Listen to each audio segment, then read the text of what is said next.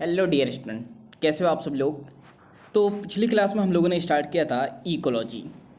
ठीक है, तो इकोलॉजी फटाफट हम लोग क्विकली रिवीजन कर लेते हैं। क्या देखा था इकोलॉजी के बारे में हम लोगों ने। तो इकोलॉजी हम लोगों ने बोला था क्या होती है। तो जीव का पारस्परिक संबंध होता है जैविक और अजैविक कारकों से। हम लोगों ने बात की थी कि अजैविक कारक कौन कौन से होते हैं। तापमान, जल, प्रकाश और मृदा।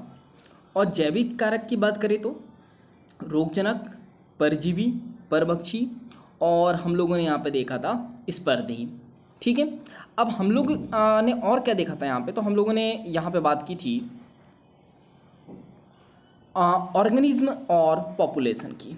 ठीक है, ऑर्गेनिज्म एंड पॉपुलेशन की बात करें हम लोग, तो यहाँ पे हम लोगों ने ये चैप्टर में हम लोग क्या देखने वाले हैं कि ये एक इम्पॉर्टेंट ये याद रखना है कि पॉपुलेशन हम लोगों के पास मान लो पॉपुलेशन क्या होती है, ग्रुप ऑफ सेम स्पीसीज।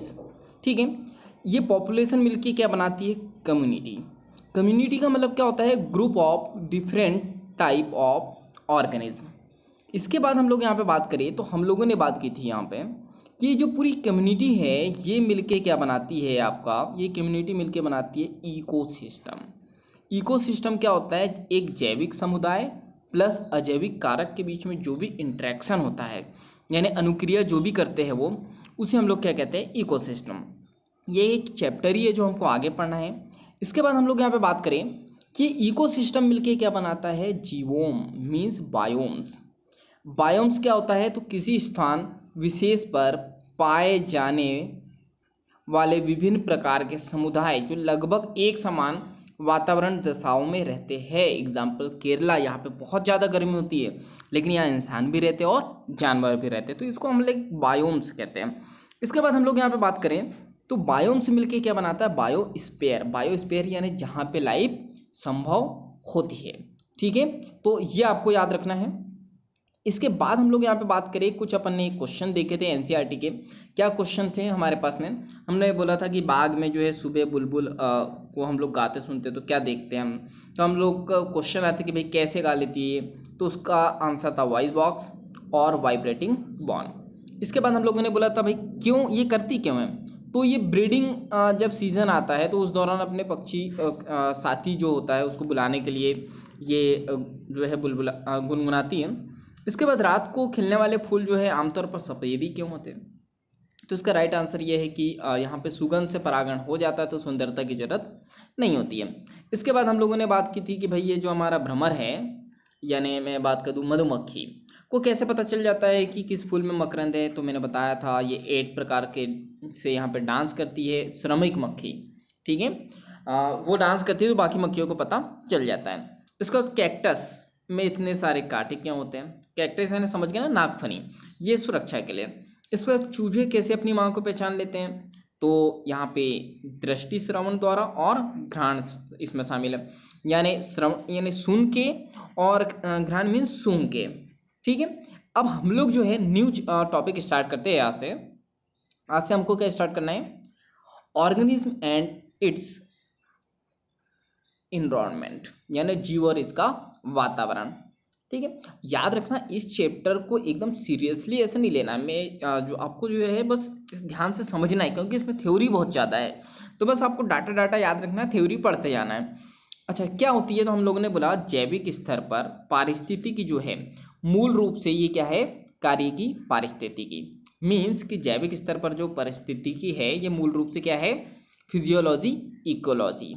ठीक है, अब हम लोग बात करते हैं तो यहाँ पे आपको क्या याद रखना है कि जो जीव है अगर इसको जीवित रहना है या जनन करना है तो ये क्या होता है, ये पर्यावरण के प्रति क्या होता है, अनुकूलित हो जाता है। अब एक बात ये याद रखनी है, बेसिक है ये, कि जो सूर्य है, सूर्य के चारों तरफ कौन चक्कर लगाता है, हमारी पृथ्वी। अब ये जैसे ही अक्ष की तरफ इसका झुकाव होता है तो तापमान की तीव्रता और अवधि में क्या होता है, वार्षिक परिवर्तन आता है। इसी को हम लोग क्या, इसी की वजह से क्या होता है, भिन्न भिन्न ऋतु आती है। ऋतु मीन्स मौसम से आते हैं। क्लियर है यहाँ तक के। इसके बाद हम लोग यहाँ पे नेक्स्ट बात करें तो नेक्स्ट हम लोग यहाँ पे बात करते हैं, 1 मिनट।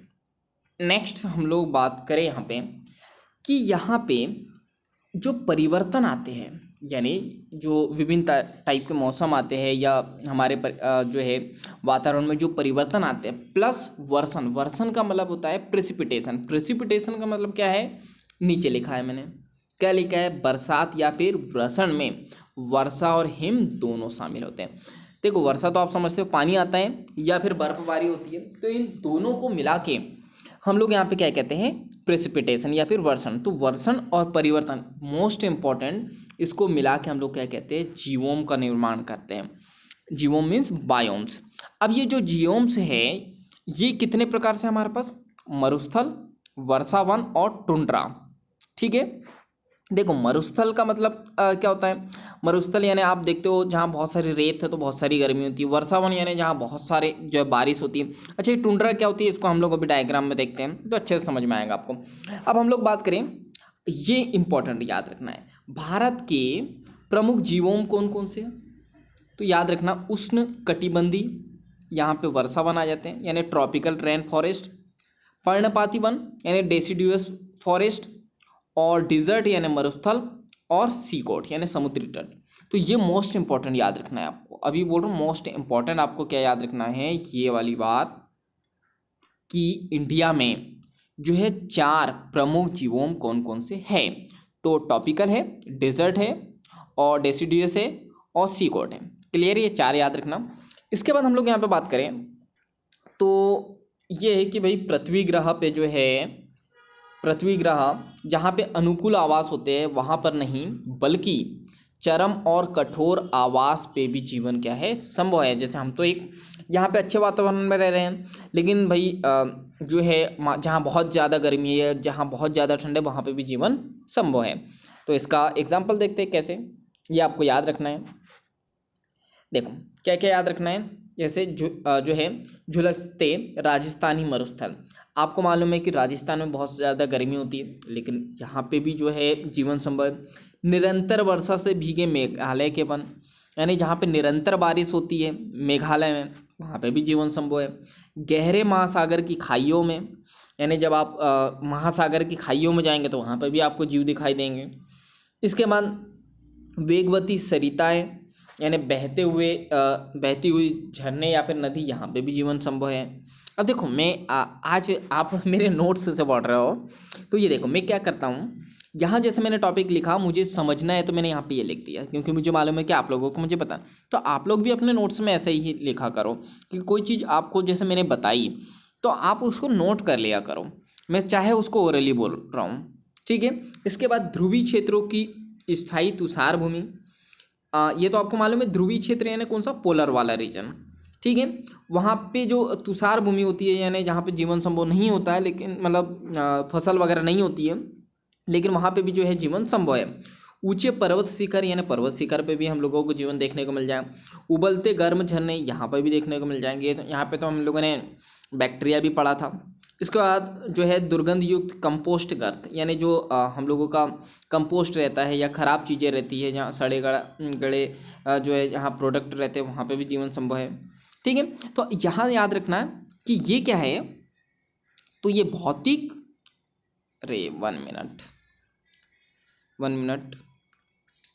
यहाँ पे देखो, यहाँ पे मैंने क्या बोला आपको कि यहाँ पे भौतिक और रासायनिक क्रियाविधि के आधार पे जो है ये किसके यहाँ पे कौन किस पे डिपेंड करते हैं, ये जैविक कारकों पे और अजैविक कारकों पे। क्लियर, यानी यहाँ पे ये जो पूरा इकोसिस्टम बन रहा है, जहाँ पे जीवन संभव है, यहाँ पे ये भौतिक और रासायनिक क्रियाविधि होती है, जहाँ पे जैविक कारक भी इन्वॉल्व होते हैं और अजैविक कारक भी। ठीक है, अब यहाँ पे ये मोस्ट इम्पॉर्टेंट है, ये एग्जाम में अगर आपसे पूछा जाएगा तो आपको क्या पूछा जाएगा, यहाँ पे ये डायग्राम की लेबलिंग करने के लिए, तो इसको लेबलिंग करते हैं हम लोग अच्छे से। देखो अब हम लोग यहाँ पे बात करते हैं, अगर मैं इसकी लेबलिंग करूँ तो बड़ा कॉम्प्लेक्स स्ट्रक्चर है, कहाँ से स्टार्ट करें, यहाँ से स्टार्ट करते हैं।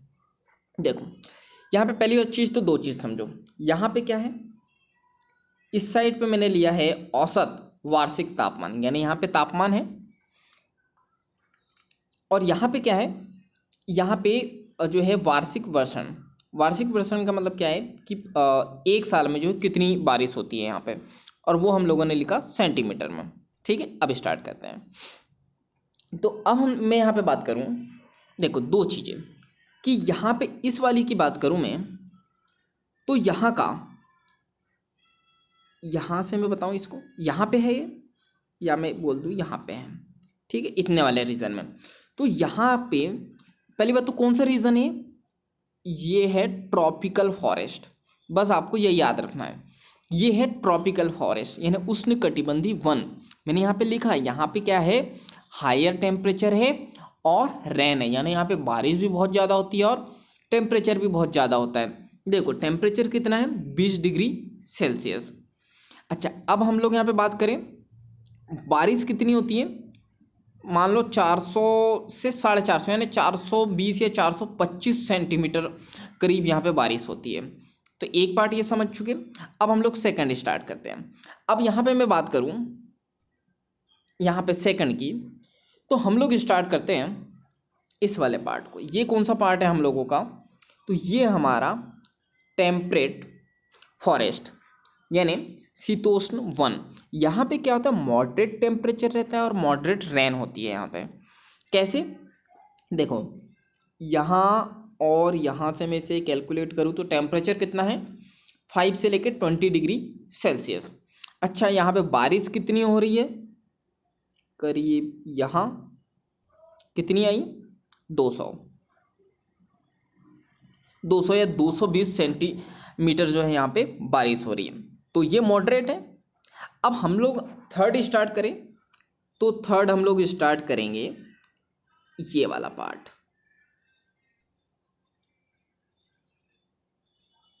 कौन सा हमारा, आर्टिक एंड अल्पाइन टुंड्रा। अभी टुंड्रा के बारे में पढ़ा था ना अपने, उसी के बारे में। अंटार्कटिक एंड अल्पाइन टुंड्रा, ये क्या होते हैं, यहाँ पे लोअर टेम्परेचर होता है और लोअर रेन होती है। कैसे, हम तो लोग देखते हैं। देखो यहाँ पे बारिश कितनी हो रही, 250 सेंटीमीटर, ओ सॉरी 1 मिनट, यहाँ पे ये वाला रीजन है, बारिश कितनी हो रही है, 125 या 130 सेंटीमीटर। टेम्परेचर देखो कितना है, माइनस में, -10 या -5 डिग्री सेल्सियस है। तो ये तीन चीज़ें आप लोग समझ गए। तो आपको तीन चीज़ें क्या याद रखनी है, ट्रॉपिकल, टेम्परेट और Antarctic and alpine tundra. Tropical region जहाँ बहुत ज़्यादा जो है टेम्परेचर और रेन होता है। टेम्परेट क्या होता है, टेम्परेट यानी मॉडरेट। और यहाँ पे ये जो है अंटार्कटिक एंड अल्पाइन टुंड्रा में क्या होता है, लोवेस्ट टेम्परेचर और रेन रहती है। तीन पार्ट समझ चुके हैं, नेक्स्ट समझते हैं। अब क्या स्टार्ट करें, तो अब स्टार्ट करते हैं हम लोग यहाँ पे कॉनिफेरस फॉरेस्ट। ये क्या होता है, यहाँ पे टेम्परेचर है आपका, सॉरी रेन कितनी हो रही है, 250 सेंटीमीटर। और टेम्परेचर की बात करूँ मैं तो यहाँ पे हम लोग 0 से लेके 10 डिग्री सेल्सियस। तो ये हम लोग शंकुधारी वन समझ चुके हैं। अब क्या बचा हमारा, ये भी पढ़ चुके हैं हम लोग। तो हम लोगों ने ये भी पढ़ लिया, ये भी पढ़ लिया, ये भी पढ़ लिया, ये भी पढ़ लिया। ठीक है, हम लोग ये भी पढ़ चुके हैं। अब ये हम लोगों के दो जो है टॉपिक बचे। अब कौन सा पढ़ना है अपने को, ग्रासलैंड यानी यहाँ जहाँ पे घास स्थल। तो हम लोग यहाँ पे बात करें, यहाँ पे टेम्परेचर कितना होता है, तो यहाँ का टेम्परेचर 0 से लेके कितना हो सकता है, 25 डिग्री सेल्सियस। अच्छा, यहाँ पे बारिश कितनी होती है, तो 100 डिग्री सेल्सियस। ठीक है, मतलब ये 50 से लेके 100 डिग्री सेल्सियस। क्लियर है यहाँ तक है। अब हम लोग नेक्स्ट बात करें, तो हमारा ग्रासलैंड भी हो गया। अब हम लोगों को क्या पढ़ना है, ये वाला रीजन। कौन सा रीजन है, मरुस्थल। ठीक है, मरुस्थल में याद रखना बहुत ज़्यादा टेम्परेचर होता है। तो कितना टेम्परेचर है मरुस्थल का, 20 डिग्री सेल्सियस। ये नॉर्मली बता रहा हूँ, ये बहुत ज़्यादा बढ़ भी जाता है। और ये पहले का डायग्राम है, बहुत पुराना डाटा है। अभी की बात करें तो बहुत ज़्यादा टेम्परेचर बढ़ जाता है।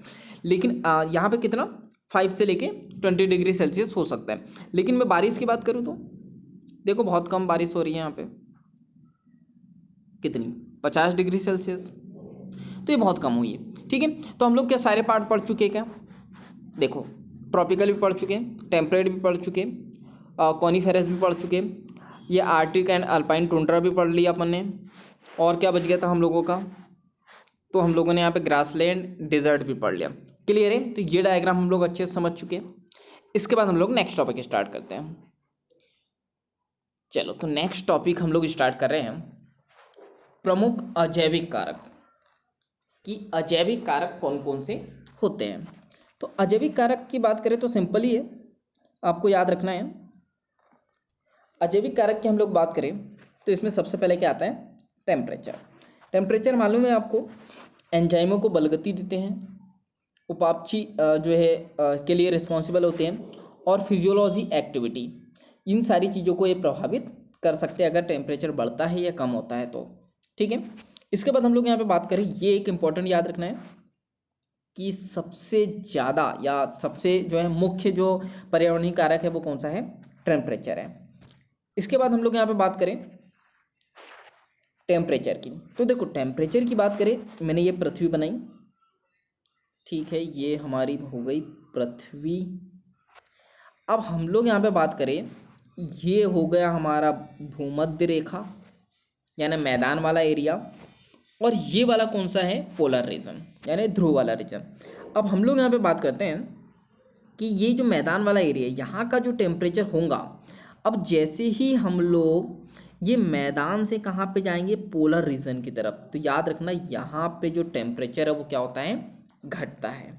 ठीक है, अब हम लोग यहाँ पे बात करें तो ध्रुवीय क्षेत्र और उच्च तुंगता यानी एल्टीट्यूड, देखो मैंने यहाँ पे बोला ना आपको, जब भी आप नोट्स बनाओ आप लिख लिया करो ऐसा, मैंने यहाँ पे लिख लिया। एल्टीट्यूड का मतलब क्या होता है, पहाड़ वाला रीजन। तो ध्रुवीय क्षेत्र और पहाड़ वाले रीजन में याद रखना, ये डाटा बहुत इंपॉर्टेंट है।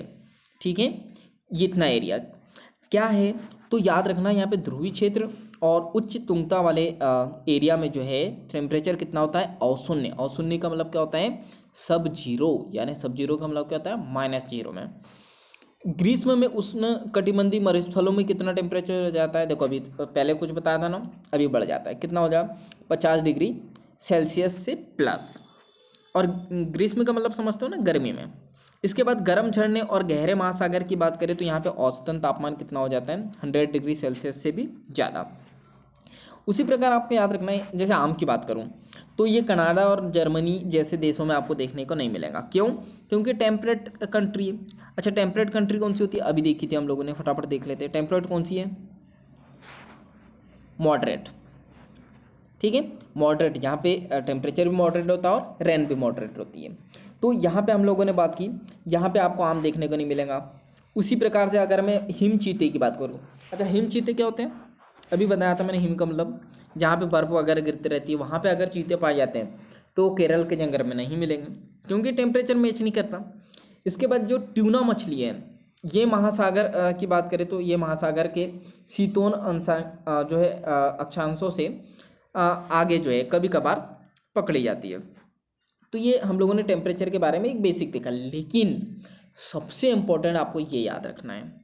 ठीक है, यहाँ से क्वेश्चन बनेंगे तो ये याद रखना, और बनते ही है। तो टेम्परेचर की बात करें तो ताप नियंत्रण के आधार पे इसको 2 कैटेगरी में हम लोगों ने डिवाइड किया।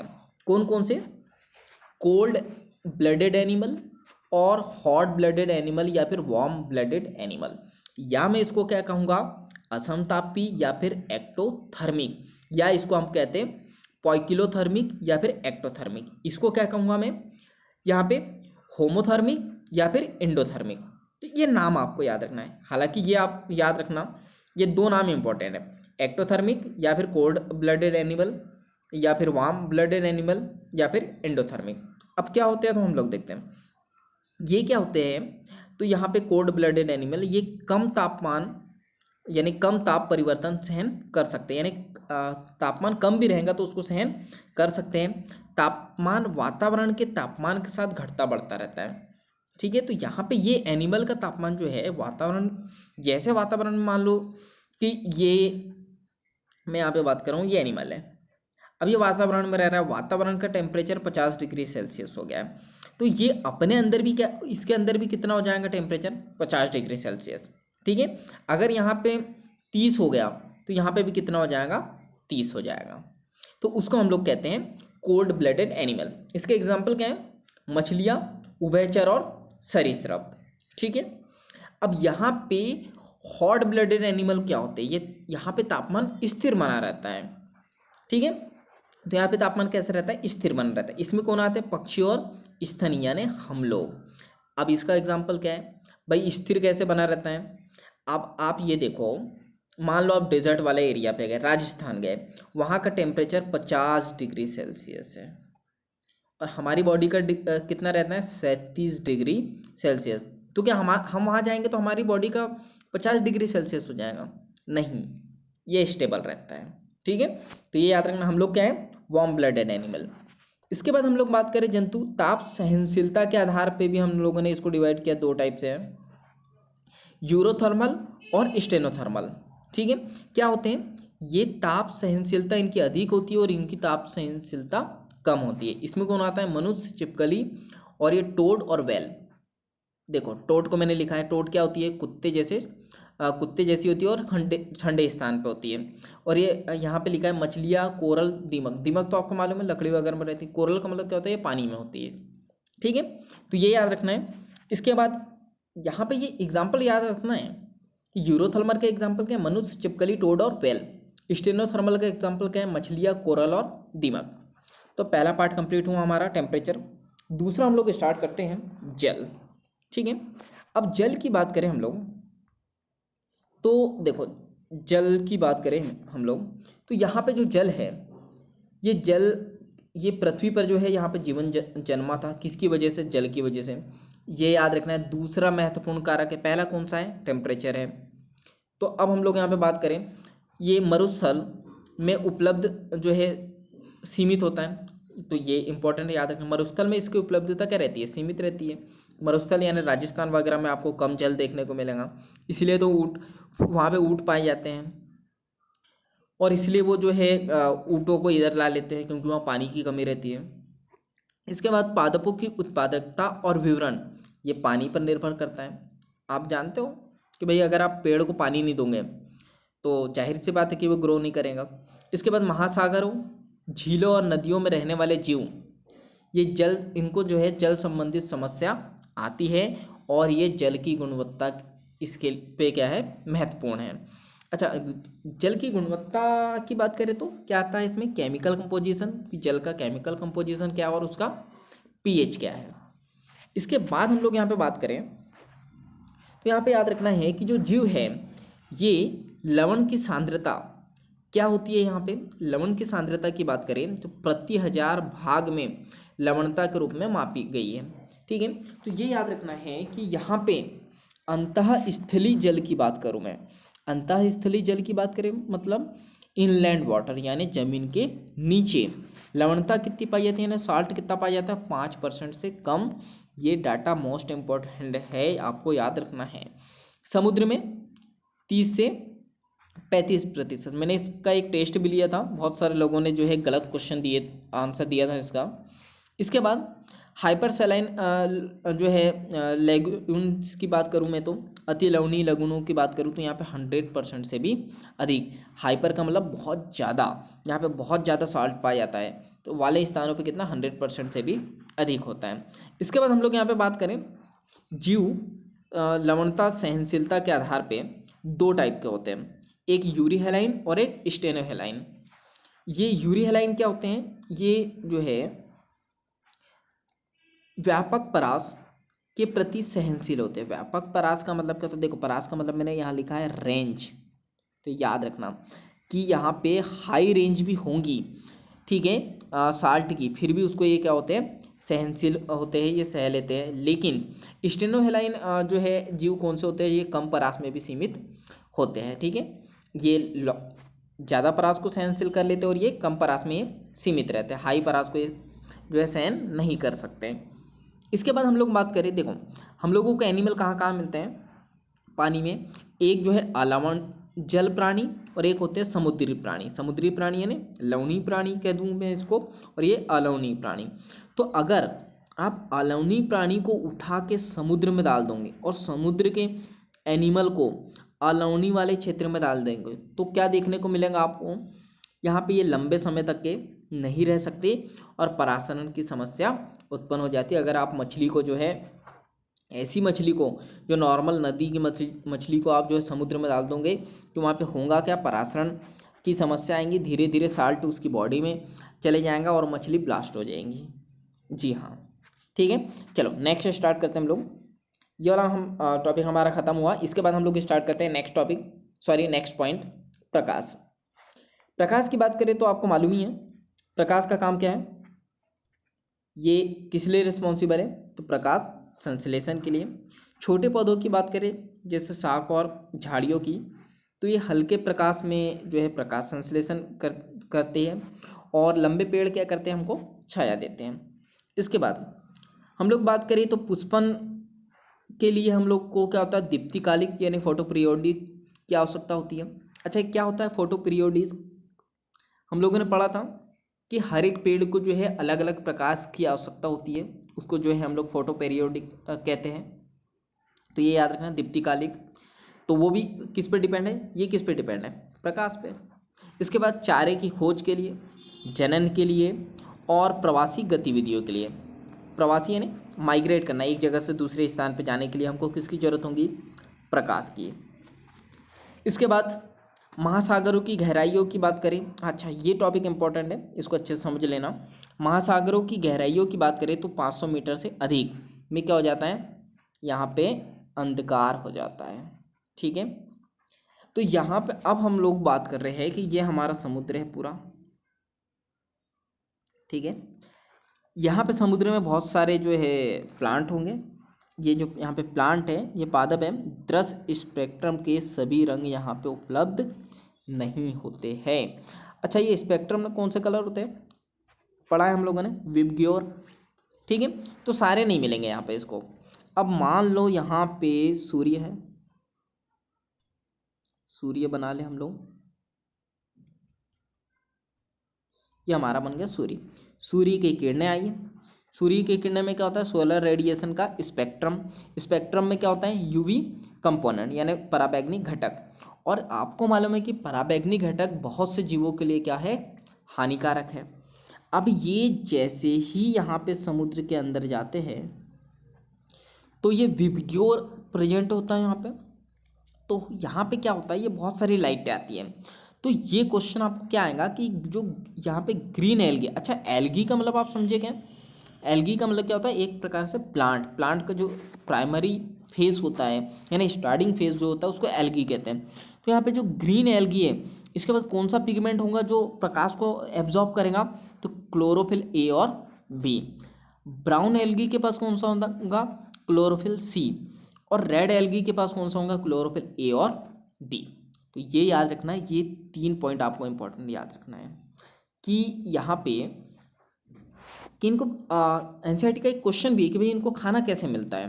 तो पहली बात तो ये कुछ प्रकाश को जो है एब्जॉर्ब कर लेते हैं, और मैंने यहाँ पे लिखा है कि सोर्स ऑफ एनर्जी क्या है इनका, तो यह याद रखना, कीमोसिंथेसिस यानी केमिकल की सिंथेसिस के द्वारा ये भोजन करते हैं।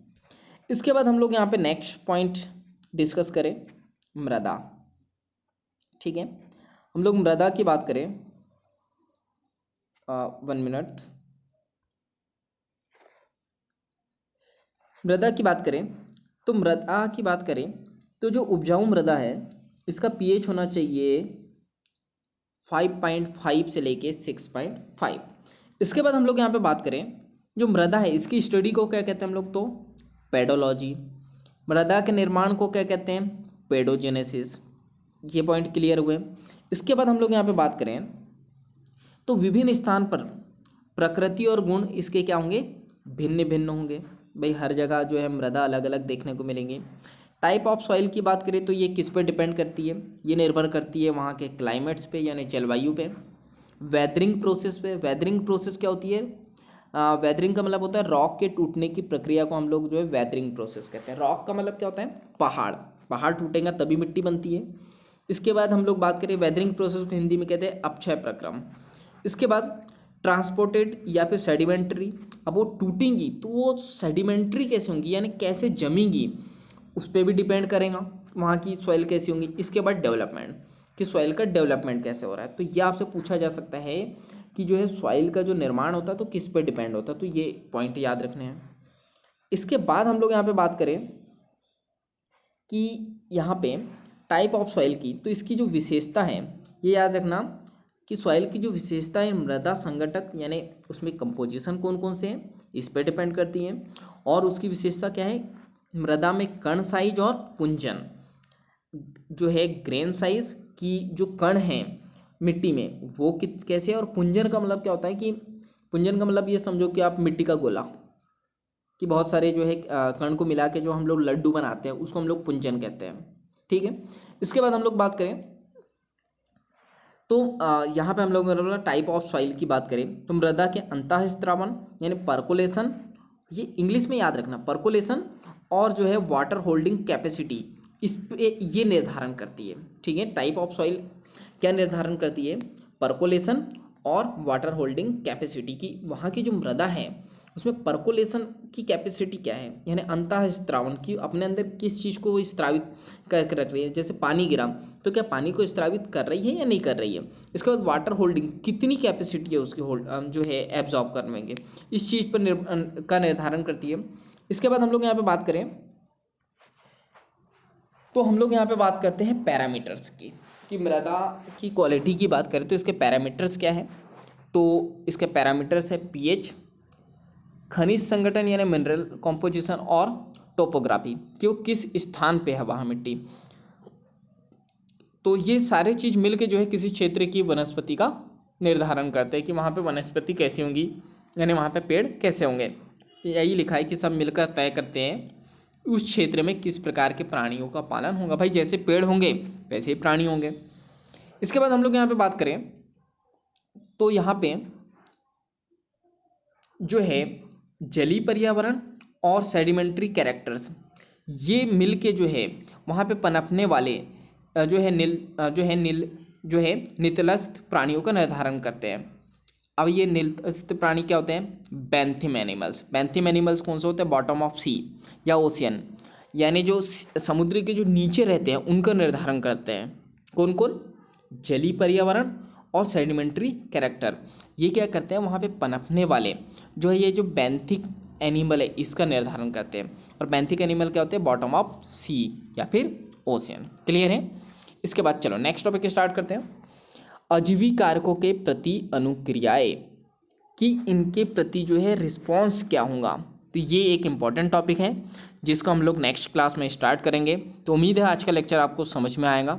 ठीक है, तो इसके नोट्स बनाइए और बाकी हम लोग मिलेंगे नेक्स्ट क्लास में।